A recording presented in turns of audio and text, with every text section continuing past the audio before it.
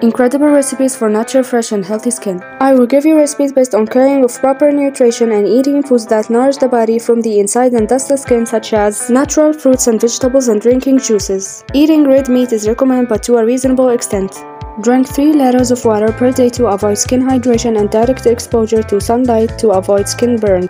Highlight the beauty of your lips by peeling them with olive oil and sugar and applying a gloss that gives them beauty.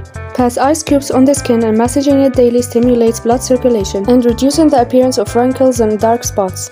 Choose the appropriate hairstyle that shows the beauty of your face and highlights your femininity and brilliance. An appropriate amount of rest and sleep for 8 continuous hours a day. And stay away from staying up late at night, as it would make you old. Stay away from stimulants such as tea, coffee, and caffeine, as they contribute to the appearance of facial wrinkles. Apply a natural honey mask, as it exfoliates the skin and gives it smoothness. Apply moisturizing creams to the skin morning and night. Do natural whitening recipes on the face with herbs, such as mixture of ginger, cumin, and nuts. Apply castor oil or resin oil daily to your eyelashes before going to sleep and leave it until the morning.